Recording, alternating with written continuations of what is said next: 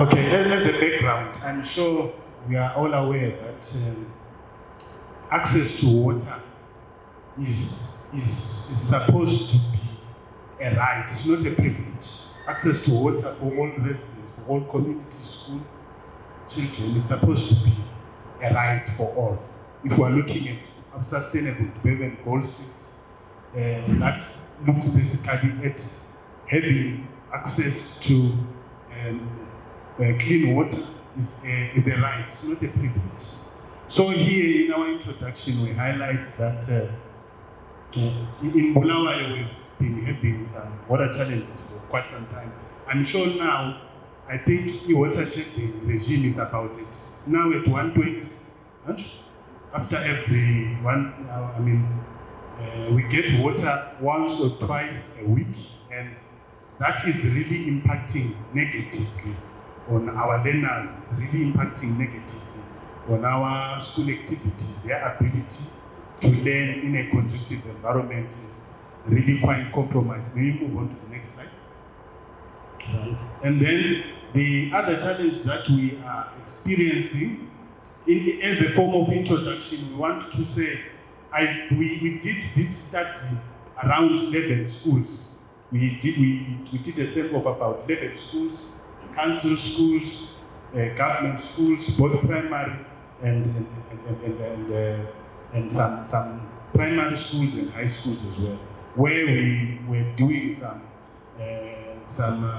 we did a quantitative aspect. We also did some qualitative aspect where we were sending questionnaires to AMA schools, parents that are involved who have children in their schools. We also did some interviews with teachers. We also did some interviews with SDC, trying to find out really how water shortages are affecting them in terms of the environment at school. So I'm going to highlight some of the key issues here that we were interrogating so that we get really the gist of what are the challenges in those particular schools. Move on to the next. I don't want to belabor on the background. I simply want us to go straight to the findings so that I don't waste time. Because the AMA findings open, they will present the whole document to you. So I want us to focus on the findings of what really was transpiring. One of the key issues here is what you see here is municipal primary water supply. All respondents from identified institutions stated that their primary water source is piped municipal water. This is in keeping with the general water reticulation in the city. Over the years, the city of Bulawayo has ensured that all public institutions are connected to the main water supply. And then ablution facility type. All the institutions said they also indicated that their sanitation, the flush type within the city bylaws. This has been the institutional standard for years, from the 1960s.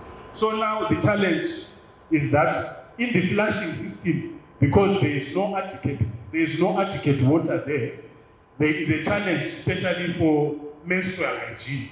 There is also the challenge of menstrual hygiene because the flush system nowadays normally does not have water.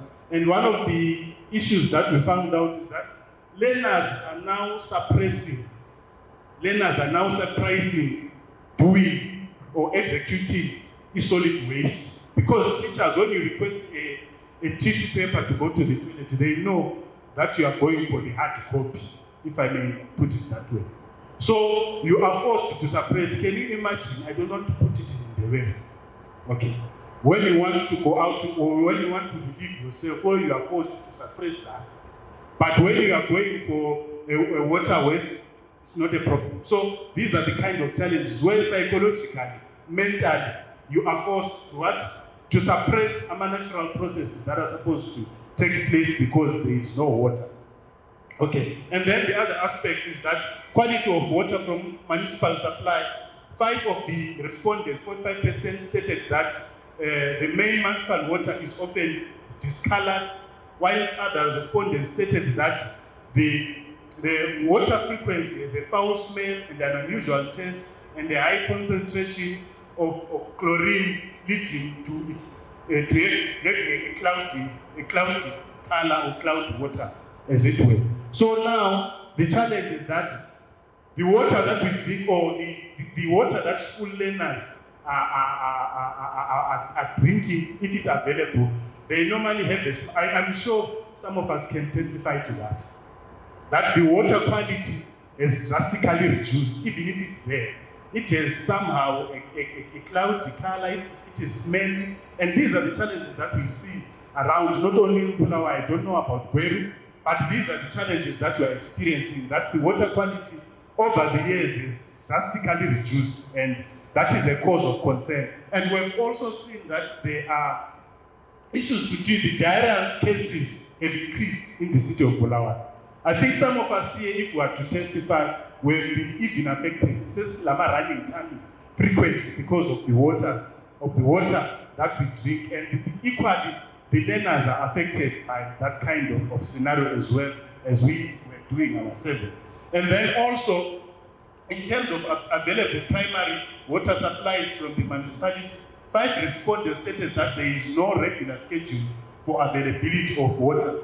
4 stated that water is available at most twice per week, whilst only 1 respondent stated that water supplies are available every day.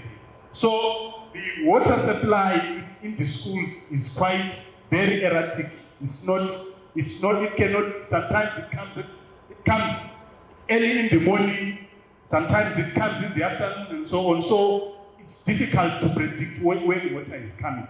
And so the other thing that the respondent said, that water scarcity in the city is also directly experienced by schools that are generally not spared from the palliative water shedding schedule. So the watering schedule is very palliative. Okay, next. And then the other thing that we want to mention is that water quality testing municipal supply, 9 respondents, 82% from the 11 schools that we interviewed stated that water quality testing was never done, while this 1 responded, 9% stated that water quality was once quarterly, and that they did not know whether water quality testing was done at all. Resultant, only 1 respondent was able to confirm that water quality test results are in fact shared. So the quality of water that we are drinking, we are not sure of its cleanliness, we are not sure of its quality. So respondents are not sure whether the water that we are drinking is really properly handled, or they just supply water as it is. Because in some cases, as I mentioned, that it comes out muddy, sometimes it comes out with a cloudy color, sometimes it comes out smelly. So the quality of water that our learners are drinking or have access to is not really the quality of water that we used to have in the past. And then there's also the challenge of water treatment municipality supply.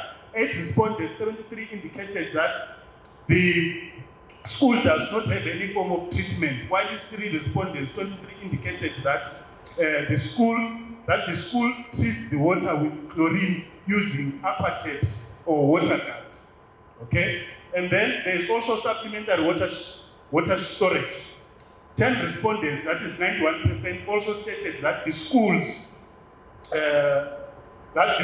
use about 5,000 to over 1,000 of its JoJo tanks for storage, while these 2 indicated that the school uses a combination of JoJo tanks and 20-liter buckets. It was further highlighted by respondents that water treatment is done at a point of water use and not in the main supplementary storage facility.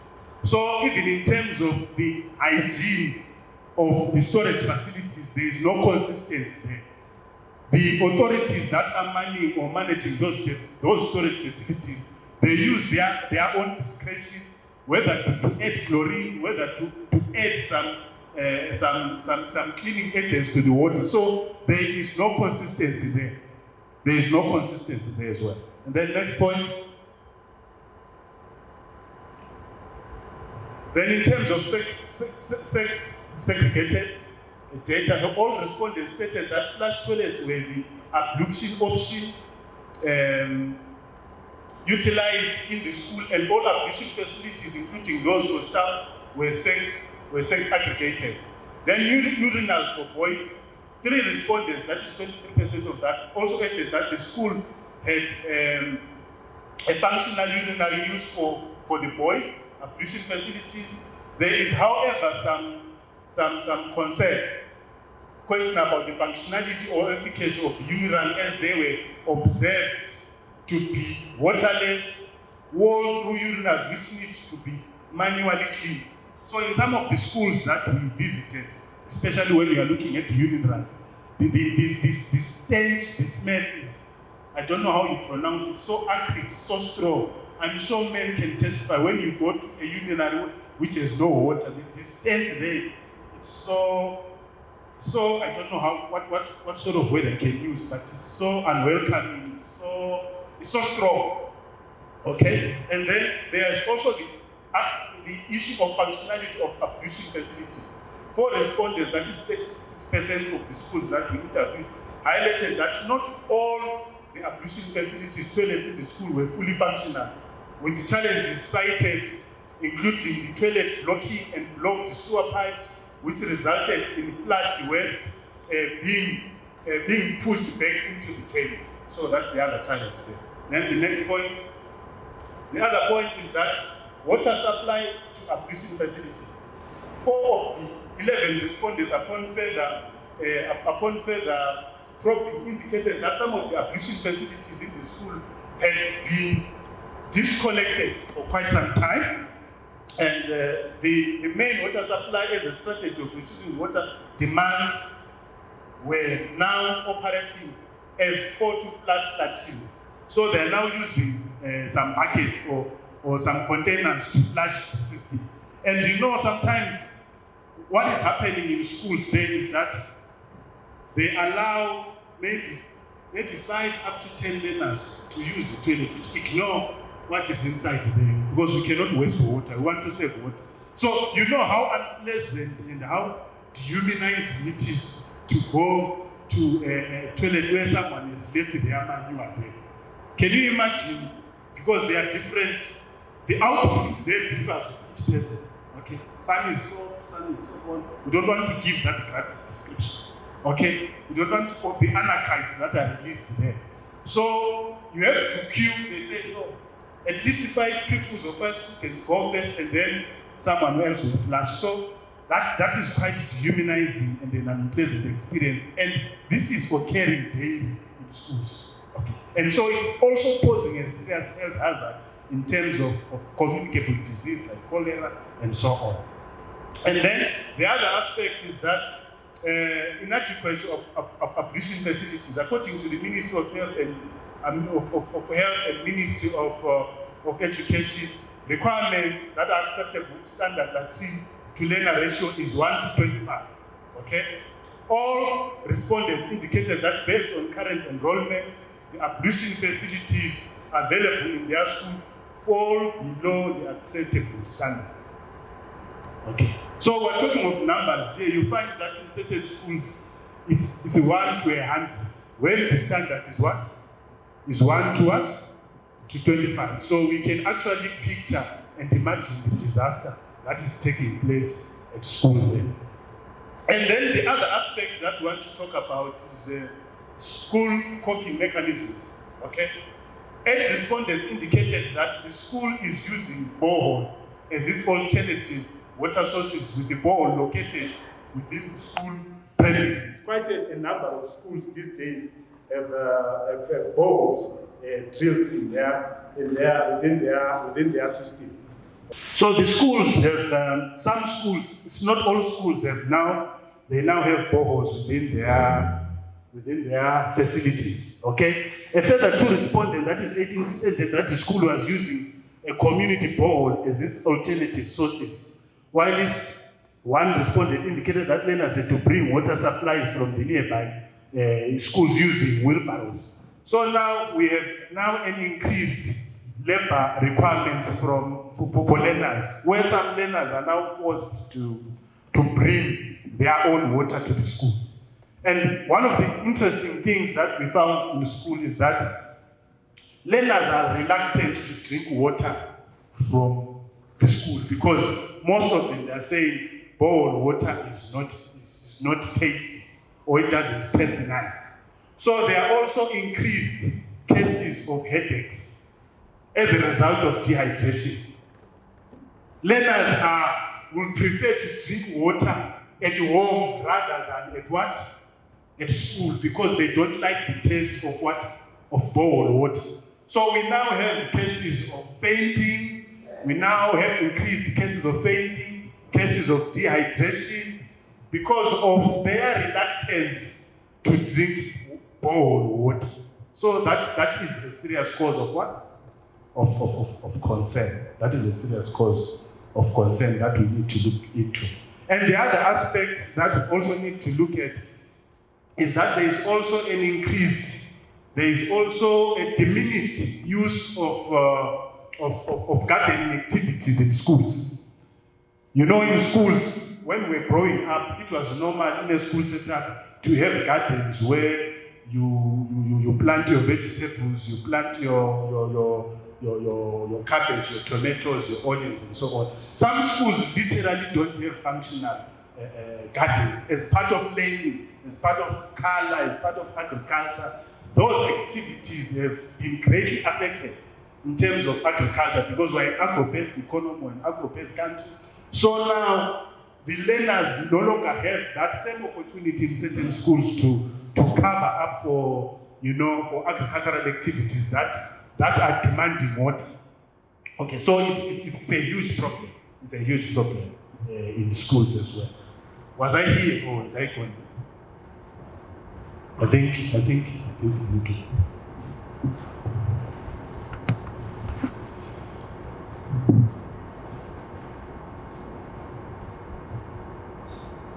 Okay, where was I? Okay. Articles of alternative water supply. Okay. There was also consensus among the respondents that despite the alternative water supplies being regularly available, the supplies were sufficient to meet the needs. Were insufficient to meet the needs of the school. One respondent highlighted that the alternative bowl source is unsustainable as water is not sufficient to be connected to the toilet at school. When it is overcast, pumping water with the solar is slow, and there will be low pressure for the water tank to feed the toilets. Water is driven by gravity.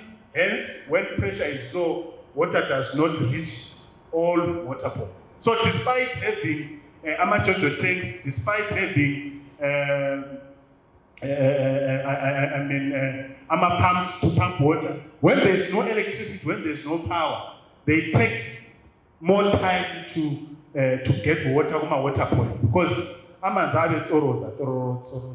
so in terms of water that they need for their toilets, in terms of water that they need, it is greatly affected because water will be coming out at a very, very slow pace. And most of them were actually saying they spend more time looking for water than actually attending lessons in school. So that will also affect their pass rate. That also affects their learning activities as well. And some of the kids, when they come to school, they will be tired. Some teachers were actually highlighting that most learners will be feeling sleepy because they have to wake up early to get water for their own domestic use at home. And when they come at school as well, they have to. So they are now facing what we call time poverty, where you spend more time looking for water than doing other productive activities as well. So that is a great concern, especially in the city as well. And then other respondents highlighted that the electric pumps are also unsustainable due to regular power outage, load shedding, which sometimes occurs without warning and outside the scheduled time. So sometimes someone can spend 3 hours just to get water, which would ordinarily come out maybe 30 minutes or so, but because of these load shedding issues, it complicates the issue as well. Next. And then inclusivity to access to wash services. 100% of the respondents highlighted that there is a minimal to no inclusion in access to wash services. Most schools do not have disability-friendly wash infrastructure. Learners with disabilities have to rely on assistance from fellow learners and staff. That is one of the challenges that we are facing in our schools. In terms of infrastructure, for people living with disability, the use of toilets is a challenge because the infrastructure is designed in such a way that it does not consider the unique needs of the learners with disabilities. So those are some of the things that we need to work on as institutions to have an inclusive infrastructural setup that will consider students with special needs. Right. The next point is on inclusivity in access to wash services. Most respondents highlighted that there is minimal to no inclusion to wash services. Most schools do not have disability-friendly wash infrastructure. Learners with disabilities struggle to have to rely on assistance from fellow learners and staff. Then some schools were actually appreciating NGO support for disability-friendly hand washing stations, but these do not cater for the use with the ablution facilities as they are placed in various public spots around the school. As a result, the challenges for learners with disabilities are much heavier as they cannot use the ablution facilities with dignity and privacy as they require assistance. So these are the general impacts of water supply challenges on learners. Number one, decline in garden production. Number two, disruption in scheduling of classes. Number three, learners requested to bring water bring water from home. So that is an added burden to learners where you have to carry water, you have to carry your scarf, you have to carry your satchel, and so on and so forth. So that's an added burden on school learners as well. And then there's also schools are witnessing increased learner absenteeism. Schools are witnessing increased learner absenteeism. Some learner absenteeism is because they'll be tired. They will have gone to fetch domestic water and they'll be tired. And in some cases, it's cases of fatigue, it's cases of diarrheal diseases and so on. And then there is also now an increased poor hand hygiene practices. There is now an increased poor hand hygiene practices. And then there is also a decline in hygiene standards, cleaning of sanitation facilities. Even if you have domestos, can you imagine that chamber with over 25 students using one? So domestos cannot really help in such a situation. One of the schools that we visited somewhere in Pumula, they complained about the gradient. That this schools, where their school is located, it is the last to receive water because it is at a high point. There are some schools that are located at a high point, so that even when all the residents have received water, they are the last to get water. And this has been going on for quite some time. So they were complaining that the city council has to have some contingency measures to assist them with their learners to get that kind of assistance so that they have regular water supplies as well. So the recommendations is that the local council government should assist in drilling boreholes. Of course, Dr. Nara may not agree with me there. For schools without backup boreholes. Most of these schools are relying on storage water tanks for storing municipal water. Hence, when water goes for longer periods of time, like 2 to 3 weeks, the tanks run dry. So sometimes these tanks run dry. Mechanized boreholes with solar for pumping power outages tend to affect schools that pump water using electricity. Therefore, it is important to have an alternative like solar, since there is always abundance of the sunshine. We need to capitalize on the sunshine. And then, number 3, desiltation of dams that supply water to the city to increase their water carrying capacity. Number 4, there is need to increase water storage facilities so that when there is no water supply, schools can no longer go for longer periods of time without water, especially schools with high enrollments. The water supply and the demand should be balanced. And then number 5, water testing and treatment should be encouraged in schools. Most of these schools were highlighting that they are not receiving clean water. It is either discolored or has a bad smell. Therefore, it is important that water is tested and also treated at the receiving point. Number 5, water harvesting systems. Implementing water harvesting systems such as rainwater collection tanks or underground storage systems. These systems can collect rainwater from rooftops and store it for later use, reducing the dependency on municipal water supplies. And then number 6, education and awareness. Raise awareness among students, teachers, and staffs about the importance of water conservation. Organize educational campaigns, workshops, or seminars to promote water-saving habits. And then grey water recycling. Explore the possibility of treating and reusing grey water, which is wastewater generated from sources like sinks, showers, and laundry. Grey water recycling systems can be installed to treat and reuse water for non-potable purposes such as flushing toilets or irrigation. And then the last recommendation is that the municipalities should invest in modern water recycling and reuse, especially for industries and factories, to ease pressure on the demand for treated water. Then in conclusion, it is evidence that the city's water supply challenges have had a direct impact on schools and institutions, and more so on learners who have to bear the burden both at school and home.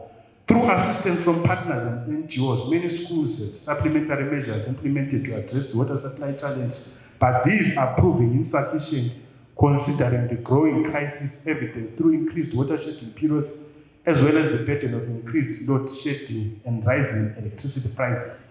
It is therefore noted that the current water supply infrastructure and council policy does not allow for connection of alternative water supplies to the main supply chain, and this creates bottlenecks in the smooth transition between supplies. This result is a challenge for learners with disability and the girl child, as the alternative water delivery mechanism systems require more manual efforts. Therefore, there is need for synchronized policy and action between the local authority and the education line ministry to ensure that schools are equipped with more sustainable water supply options if a high crisis is to be averted. Thank you.